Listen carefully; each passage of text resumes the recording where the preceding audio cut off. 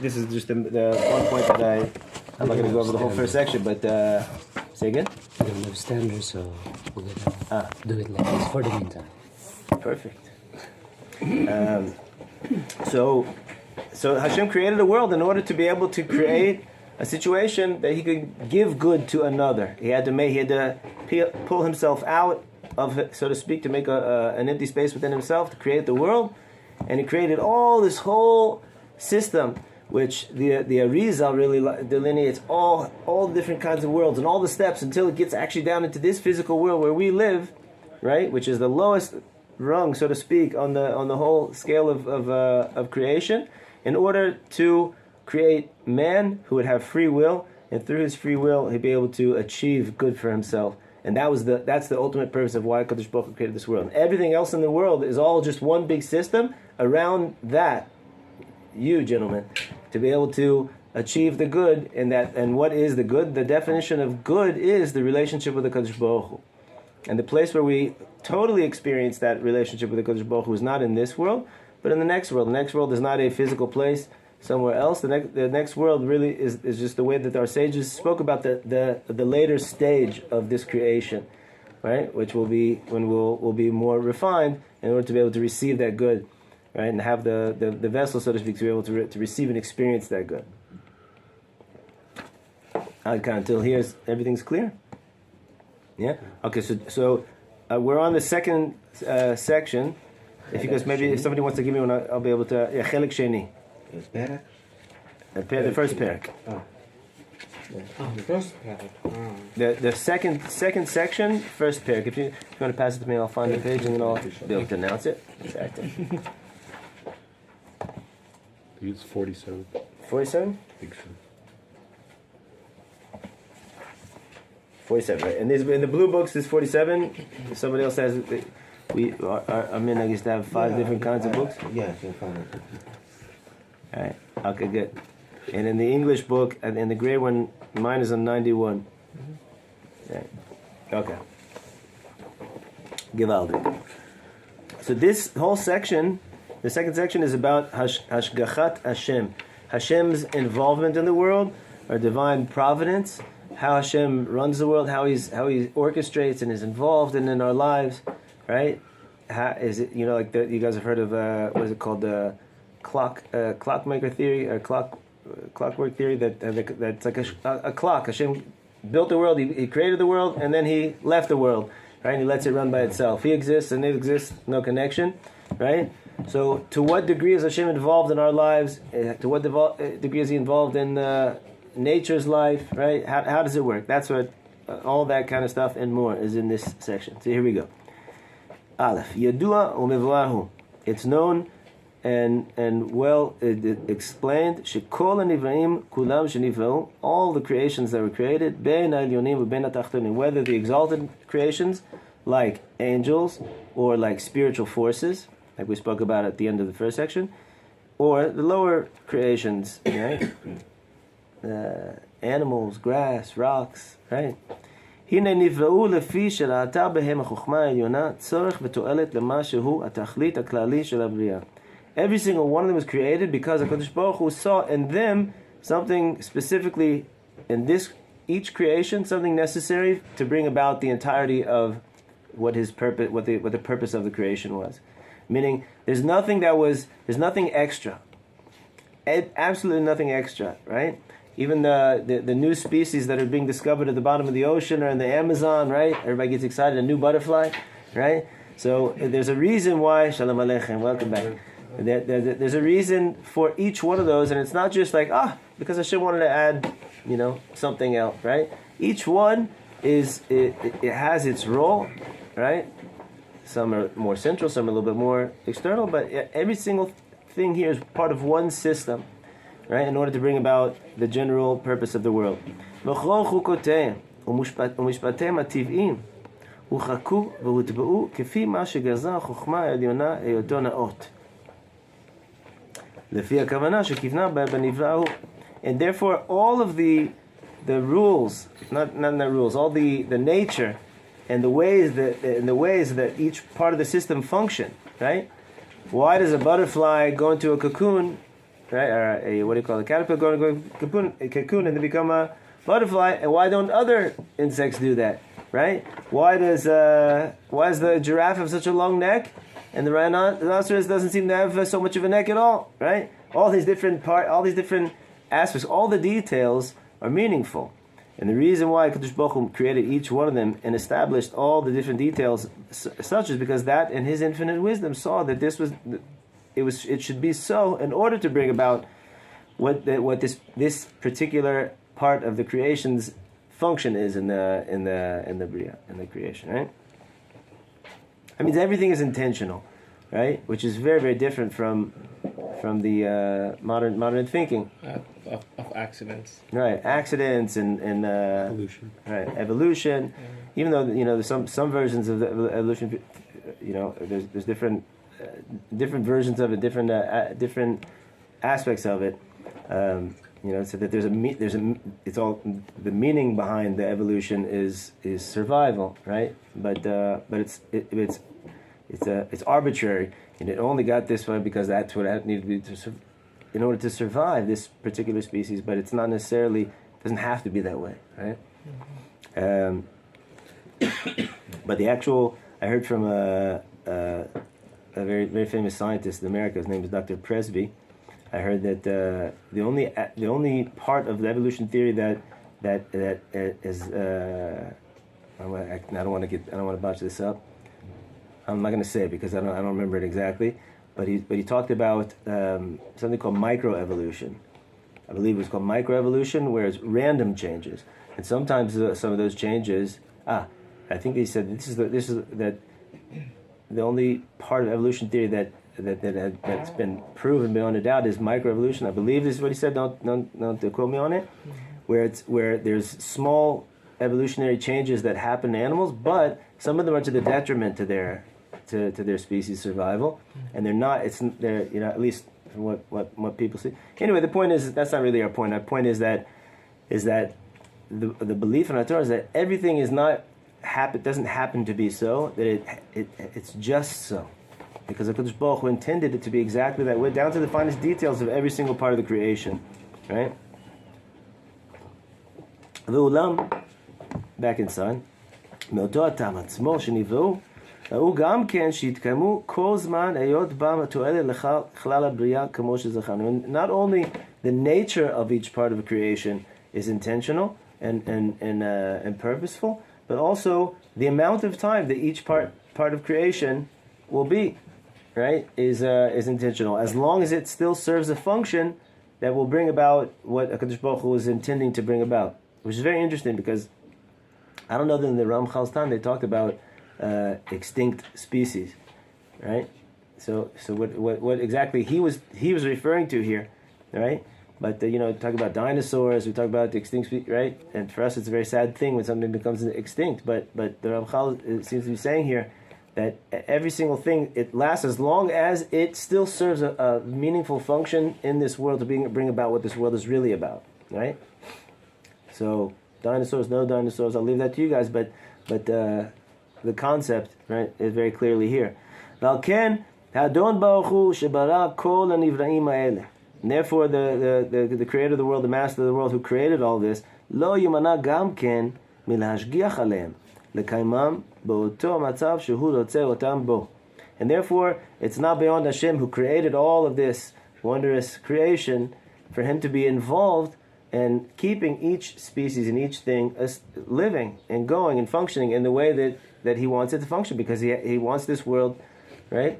Hashem doesn't. He's not like lukewarm about this world. He's hot about this world. He wants this world, right? He wants it to work. He wants things to go in the way that he intended it to go, which means to have a relationship with us, right? And therefore, if the parakeet is or the toucan or the chimpanzee has a function, so Hashem is going to make sure that the chimpanzee's hair is going to still be red, right? And he's going to make sure the orangutan. Right? He's going to make sure everything works in the way, right? Hashem's behind it. He didn't just let it go and let's see what happens, right? Mm-hmm. Because he wants everything to work in the way, and he wants it to work in the way that he created it. Weiter. That was Aleph. Base. ואולם כבר הקדמנו בחלק ראשון בפרק 50. We already spoke about in the previous section of the Sefer שתחילת הנבראים כולם הם הכוחות הנבדלים. For those that weren't here, said that it's not just that Hashem created a spiritual world and a physical world. There's many spiritual worlds. Really, in the most basic way of looking at it, there's three spiritual worlds, and then there's this physical world called Olam Asiyah. But in more general sense, there's many different levels of spiritual worlds, and then there's the physical world. It's not that each one of them is separate. They're all one interconnected item. And that everything that we see in this physical world, which is really the playing field of where Hashem's creation takes place, it's all about here, but all of it is sourced in the spiritual worlds, and there's spiritual forces that are driving the physical phenomena that we see, right? So if you see that in the springtime that the greenery comes back to life, right? It's because that there's a spiritual force behind that, right? And like we said before, that to the extent that there's a spiritual force, and there's angels that are carrying out that work for Hashem. All that stuff should function, right? And to the extent that our sages said in the Midrash that every single blade of grass in this world has an angel telling it, grow, right? And when it's time for it to wither, right? Right. So everything has its source in the spiritual world, right? But the real place where it's supposed to function is down here, like the real story that's being told is the world down here. But the Ramachar says that also we give it back what we receive, because Exactly. what we do here, it goes back. Right. So Right. So the rhinoceros, there's a angel that's in charge of the rhinoceros, right? And he's telling him, you be gray, and you be angry, and you be tired, and you be, take care of your young, and go jump in the water, and right, whatever it is. And he has no influence on the spiritual worlds, or on the forces, or on the angels that are behind him, keeping him alive, right? And man on a physical level, also in a certain sense, right? But through our choice, through our free will, like we said before, so we influence. We're the only item in the entire creation that can influence the upper worlds, and when we influence the upper worlds, then that in turn turns it back down, influencing down into this world, right? And we're the absolute only exception to that rule. We're the only ones, right? So, it doesn't mean that we shouldn't care about the animals, but that's not really the main story here, I remember when I was in college, and there was, the student group for, Students for Animal Rights, and they used to send out this hate mail. This is way back when, but they used to send out this hate mail about Israel, the state of Israel. So I used to write them back. I was like, "What does that have to do with animals?" All right, so you guys already took care of all the apes. Now you gotta, right? So anyway, another story for another time. Base. So we already said in the last chapter that all of creations are sourced in the spiritual. There's a spiritual force behind them. That Hashem created that spiritual force in order to make sure that the world would run in that way. And that's how all physical things are sourced.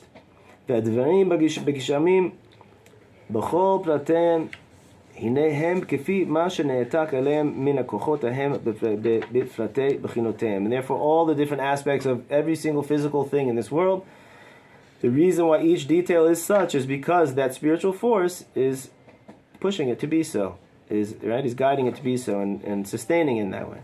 ואין דבר קטן או גדול בגשמים שלא יהיה לו סיבה ושורש שבכוחות הנדונים. There's no physical thing in this world that is not sourced in the spiritual sources, right? And everything here is connected to the spiritual source, right? The higher source. Each one according to its way. It's really a peli, even though we don't understand anything, but just you think about it, when we look at, if you look at a plate of fruits, a platter of fruits and vegetables, and you're like, it's beautiful to us, right? And you see all the colors and all the different flavors and all the different shapes and all the different forms of how they grow, and we don't understand, the Kabbalists, the Kabbalists, talk about the different tastes. Each taste, it means something else, right? and cold, hot, wet, dry, sweet, sour. All these things have meaning, and there's a reason why Kadosh Baruch Hu made it like that. And why are certain things have more health properties and not? Just for us, it's enough just to look at the whole thing and say, "Wow, what a world you made!" And everything's intentional. There's a reason behind everything. There's a reason why blueberries are blue, raspberries are red. Right? There's a reason behind that. What does that mean? We don't know, right? But my favorite kids book when I was a kid is a book about snow. It says, "What snow? We don't know, but we love to play." It's fun. It's fun to throw. Rabbi HaShem, we're in love with you for this beautiful world that you made. It's unbelievable. Not that it's so. My Rav used to say that Tiferet. You guys know in the midot of the different spheres. So Tiferet is balance. Tiferet means beauty, but it also means balance. It's a balance between Chesed and Gevura, right? So he said something amazing. He said that beauty, by definition, is balance. He said if everything is one way, so it's not beautiful. If what's your favorite color? Let's say sky blue. Let's just say, right? So the whole world becomes sky blue.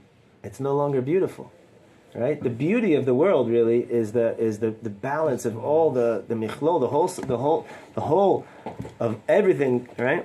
So, but anyway, just a moment to appreciate how deep it is. So it's the reason why the strawberry has red pigment in it is because the spiritual force of strawberry is saying, "Be red, right? Right, and everything in all of its aspects is sourced in the spiritual forces. And HaKadosh Baruch Hu is standing on top, and He's the conductor of all this, and He's involved. He's the mashgiach. He's making sure that everything runs in its way, according to how He created them.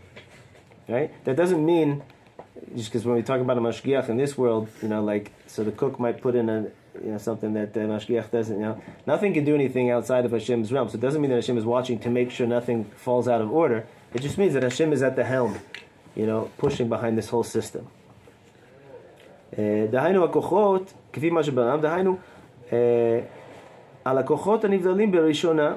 First, Hashem is he's running the system as He created it. First is those spiritual forces, those higher forces. והכל ההשתלשלותם כפי מה שהוא באמת. וכן הוא משגיח גם כן על הפקידים, and that each one of those spiritual forces should be running in the way that He's created it. He creates it. And then all the pekidim and all the angels, all the emissaries, she'ifkid al nimtzaim kamo shezachanu sham, and all the angels, this endless number of angels that HaKadosh Baruch Hu has, actually doing the work of, running the world.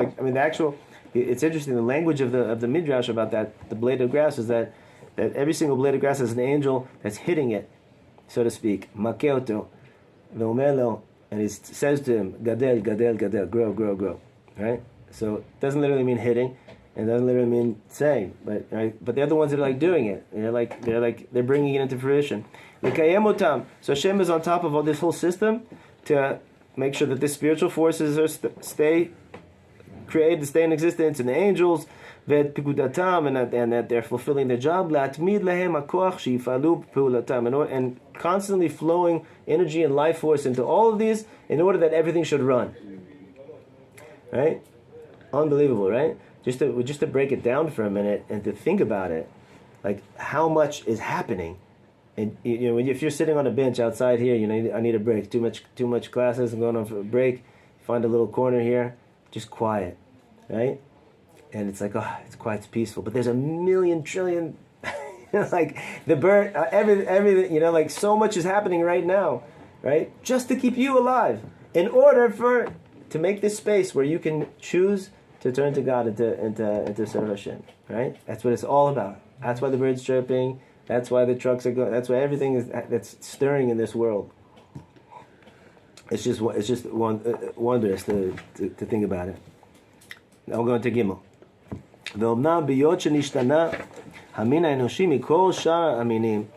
And since, like we said, humanity is the one exception, is different from all the rest of everything that we've described up until now.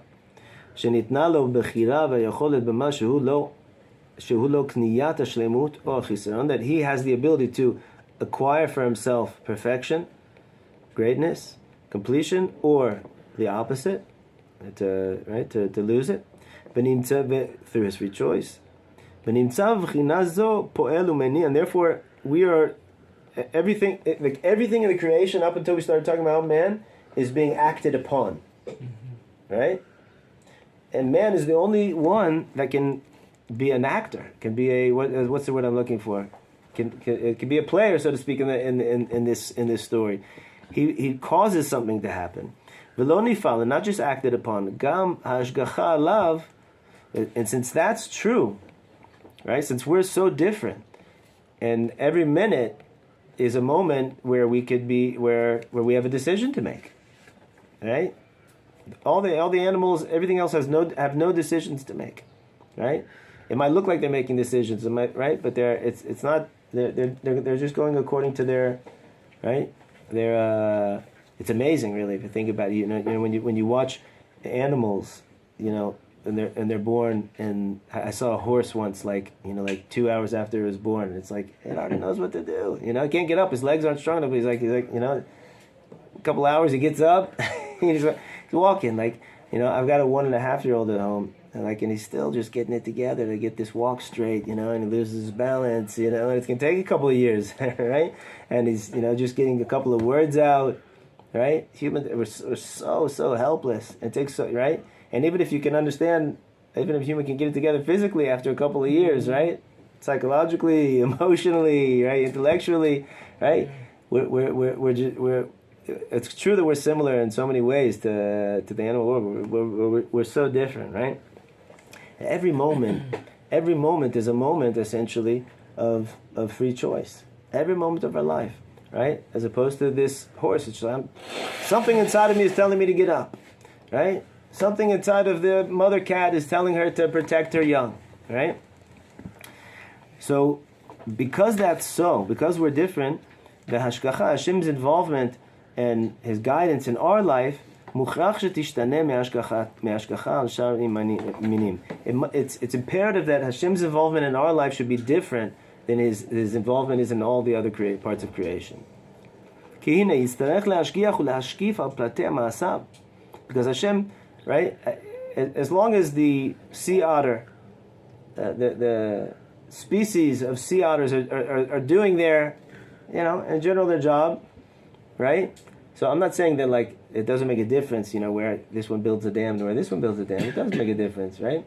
But Hashem, there's a system, and Hashem knows. Hashem is running it like we said from above to below in that way, right? Making sure that everything is functioning smoothly. But with us, Hashem has to be involved intimately with every single one of our actions. In order to, Hashem's flowing with us with our life. This is what you've chosen. Okay, so now it's not. I don't want to call it like a chess game, but it is like a chess game, just in the sense that we're watching each other. Hashem's okay, this is where you are right now. What do you choose? Right? Okay, right? Okay, so Hashem's he mirrors us. Okay, so this way, because his whole thing is he's trying to bring us to our own good and our own perfection, right? But of course, he doesn't give it to us on a silver platter. He doesn't give it to us easily, right? He flows with us in this kind of dance through the events of our life. There's a Rav where I live. He says that the Hashem communicates with every one of us through the events of our lives. That's Hashem talking to you, right?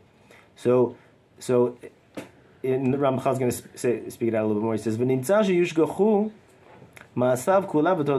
therefore it comes out that all of our actions, all of our acts, and everything that comes from them are all intimately watched and guided and I don't know exactly how to translate it, but intimate involvement with Hashem, so to speak.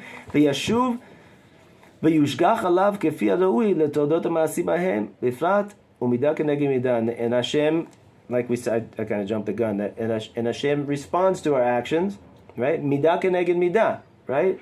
You guys know what that means, right? Measure for measure, meaning exactly in accordance to what we've done, and also what we need, right? What does it mean? What we need? What we need in order to So not survive, but to grow, to fulfill what we're really doing here, right? What our purpose is. Like we'll speak about that in a minute. And like we're going to speak about later on in this section. So and this is according to the Ramchal. This next piece, that there are those that disagree with this, but it says, and therefore Hashem doesn't have to have that deep, intimate level of hashgacha with all other forms of creation as much as he has to have with us. Because they don't have free will, right? They're acted upon. This is what I send in the force, the spiritual force of trees. The angels go and make it sprout. Hakol b'seder. I don't need to. Meaning Hashem does, because he already said before, Hashem is making sure that every single one of those angels is doing their job and everything is functioning as right. But Hashem is not. He doesn't have this interplay necessarily with him as he does with us, right? That's I think it's the best way that I could describe what I understand here. Sheishem nifalim v'lo po'alim ve'enam be'ele kafi ma she'arsharu letashlum aminahu kafi ma she'hushash b'shosho שהנה תהיה השגחה לקיים השורש ההוא וענפיו, כפי מה שהטבע וחוק השורש נותן שיהיה, אבל, right, that, like we said before, because Hashem just has to make sure that the grass is green and it's growing and it's blowing in the wind and it's soft and it all does all the things that it does, right? But there's no interplay of amina enoshi, but mankind sheishav po'alim, that our kind, mankind, we function, we push things in the world, we move things in the world, we influence. We're influencers, as opposed to everything else which is just influenced. And therefore, so therefore Hashem has to be involved down to the finest detail. In order, according to what our actions cause and bring about and what we're doing in the world. Not more, not less, meaning down to the finest detail. Yeah. Question, Rob. When a human violate the laws of Kilayim, is Hashem also in that particular creation, or? Yeah, sure. But it's against the laws of the Torah. Sure. So too. Yeah, right. It's a good question. That's kind of like an extreme example, but even if a person breaks Shabbos or eats on Yom Kippur, it's also violating the Torah. Hashem lets him do. Hashem. Our sages teach us that Hashem doesn't like to change the rules of nature, right? Which is what we call an open miracle, right? I heard Rabbi Akiva Tatz once describe the difference between a hidden miracle and an open miracle. He said that if a person's riding on a bike and he falls off a cliff, and he's falling and it's like thousands of feet down, and there's this little tree growing on the side, and he grabs onto it, and he happens to catch it, and he gets pulled out of the wall, and there's like one root still holding into the cliff, and he still holds on there, and then a helicopter happens to come right then and throws him a line and takes him. That's a hidden miracle. It's not because it's within the laws of nature. If he starts falling and then he levitates back up, so that's a revealed miracle, in the sense that he created this system with perfection. He wants this system. He wants it to be within this system, and he wants us to play by the rules, so to speak, and to do what we have to do in order to receive that good. But why we say that? I think there is Rakal using the playing with the shoresh of the word olam and ele, and say that he is hidden behind the nature. So in here it looks like he is above, but on at the beginning right. he says is hidden behind the nature. So so one second, I just want to finish this. So, but if we decide to not follow the rules, so Hashem he allows it. He flows with us, so to speak. Okay, this is what you're doing. So now we're going to have to see what we're going to do about it. We're going to see what you're going to have to do about it, right? If a person marries someone that is inappropriate for them to marry, and they have a child, that child could be a mamzer, right? If there's a kohen, he could be a halal. There's all different kinds of halachic status of creations. Also, if someone, like you said, makes kilaim, and now they what do you have? A nectarine. Nectarine is kilaim. You guys know that? Nectarine, the Kadosh Baruch Hu didn't create nectarines. Right? So, and all different kinds of things like that, right? In Israel, they love to mess with things. You know, Israel made a featherless chicken. I don't know if they still have them anymore, but you know, I hope to God they don't. But you know, like everybody loves a watermelon without seeds, right? That's Israelis. Right? They changed the world of watermelon eating, right? But so that, I don't know if that was Kilan. I don't know exactly how they did that, but Hashem doesn't want us to do it. And afterwards, so Kilan is maybe an interesting one to think about, you know, because it's an affair, it's a sin that a person has to have a tikkun for. The bottom line is that anything that we do that contributes to the goodness and of the ultimate purpose and our own perfection and completion, so it's great. And anything that we don't do, we have to fix. If we don't fix it, if we don't fix it within 120 years, so we come back to fix it, right?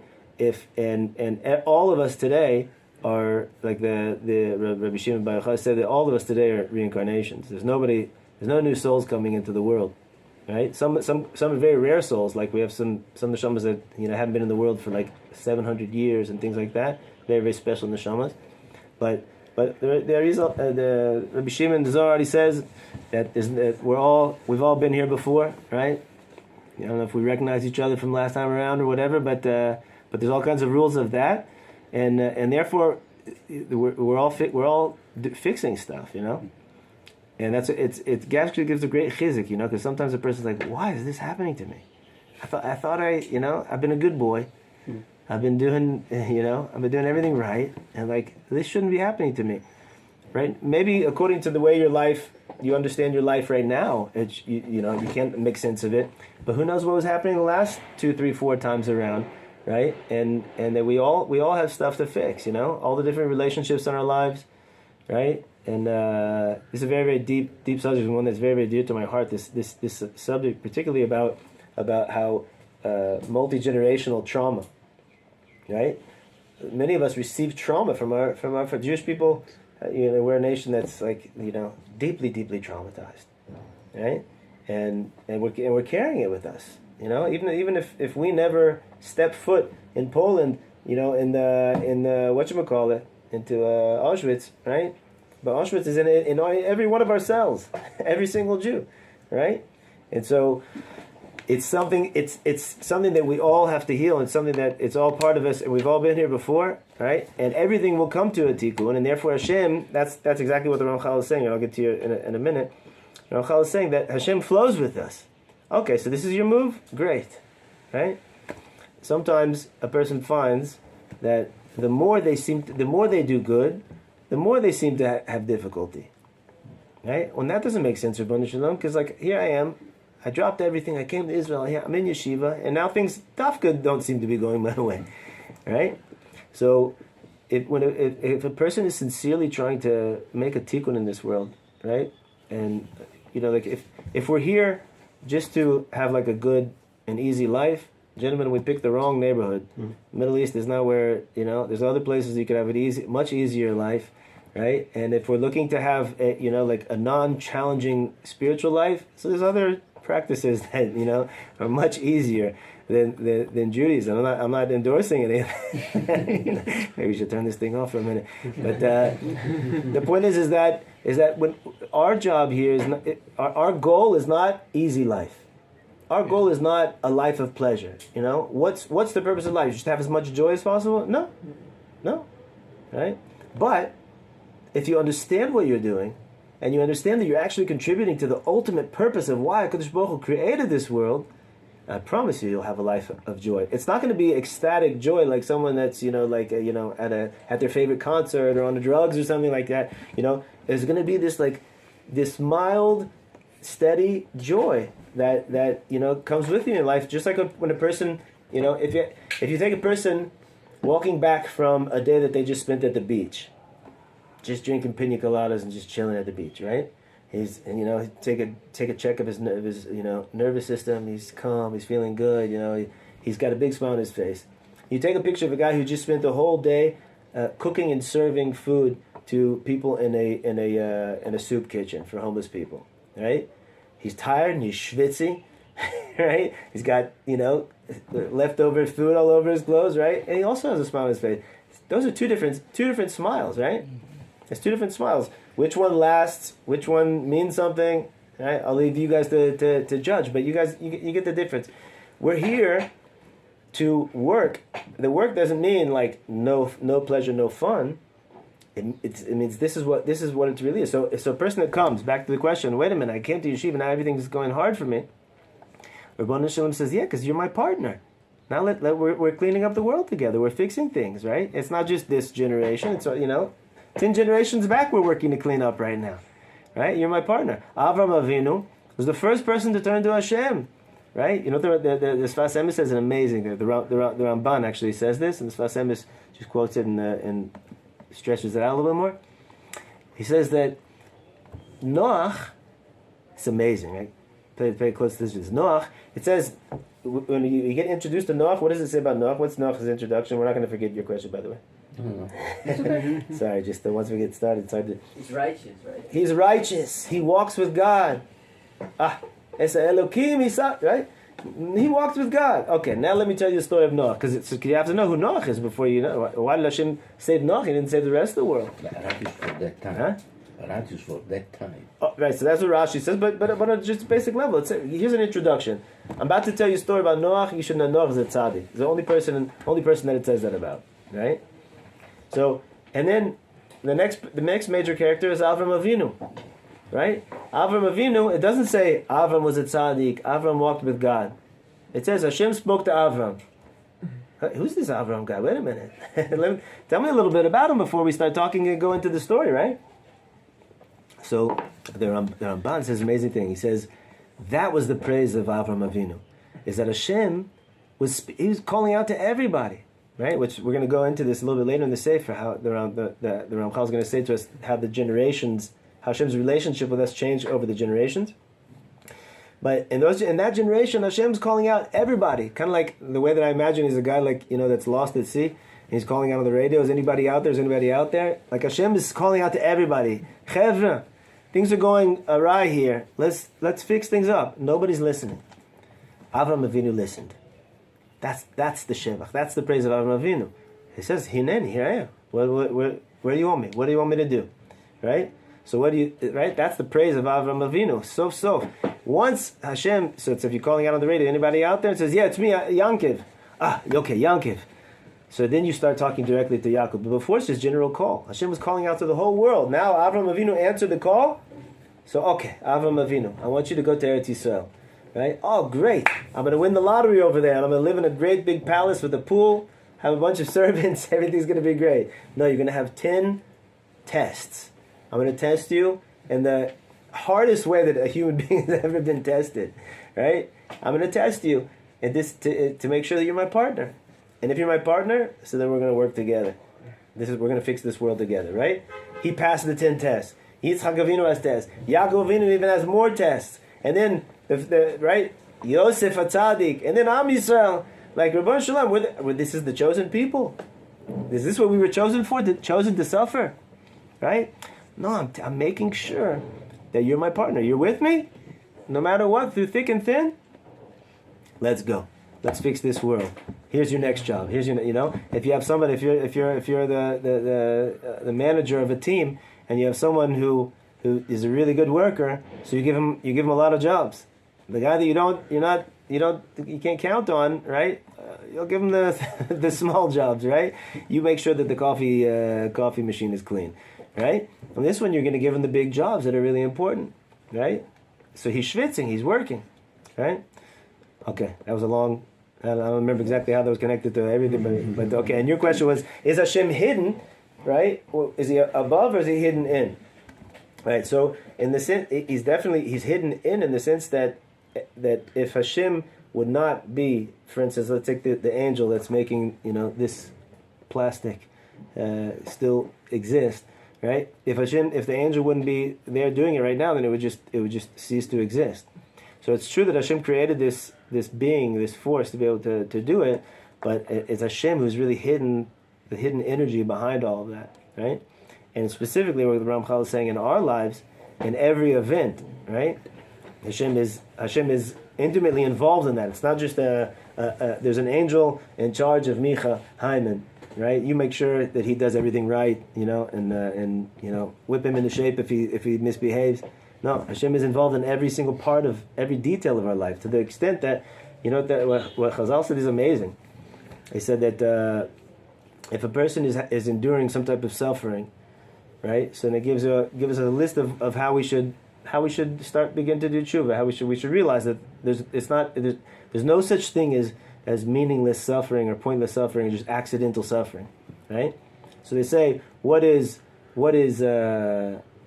the lowest level of suffering? Like what's that you think? If you reach into your pocket to pull out 10 shekels and you accidentally pulled out 5 shekels, that's called suffering. Meaning, hey, you guys get that? Meaning, if a person would be a total, complete, absolute, perfect, angelic tzaddik, there would never be a reality that he would reach into his pocket and get the wrong coin. Right? There's an aspect of suffering in that, right? We don't consider that suffering. But like, if things are not going smoothly and well, there's a reason why. And that's Hashem communicating with us. Right? It says that a person doesn't stub his toe down below unless they called out from above that he should stub his toe. Right? Okay, I've gotten my toe stubbed many times in my life. Right? But you should think. My favorite move is, we used to have a refrigerator that the freezer was on top.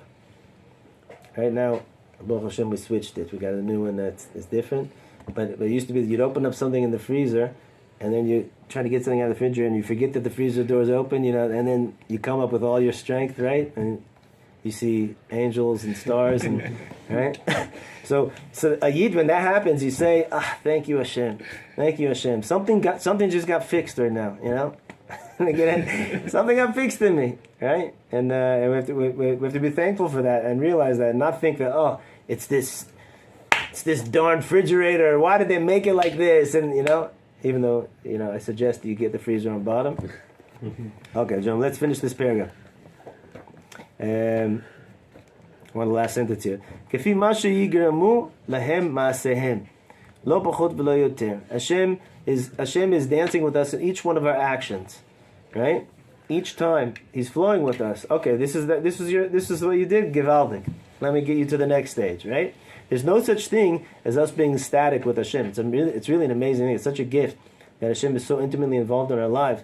He cares so much about us, and He wants so much for us to win. He's our cheerleader, right? He's not going to let us fail, right? Sometimes even if there's someone that you really, really believe in and support, but they just keep on making the wrong decisions, it's very hard not to give up, right? If you're an employer and one of your employees doesn't do their work, or is negligent, or doesn't show up to work day after day, it's not going to be long until you're not going to keep them around, right? You got a business to run over here. The Rebbeinu Shalom never gives up on us. Never gives up on us. And even if a person runs away, like the story of Yonah, right? Hashem says, "Look, you think I'm not going to come? I'm going to be with you in the middle of the ocean, you want to be in the right? This is where you want to go. I'm with you. You can't run away from me, right? And if a person spends 120 years of their life running away, right? So she says, all right, let's go. Let's give it another shot, right? And it's Hashem's tremendous love for us, and we have to have such honor for this position that we've been given, that HaKadosh Baruch Hu is so intimately involved in our lives, and start to relate to the events of our lives with that this is communication from Hashem. Just last words here. We're going to speak more about this B'ezrat Hashem as we go on in this section of the Sefer. Matter of fact, I don't know if you guys know this, but last year I published a book, a Sefer, of teachings of the Baal Shem Tov, and one of the chapters in there is how to live with Hashem.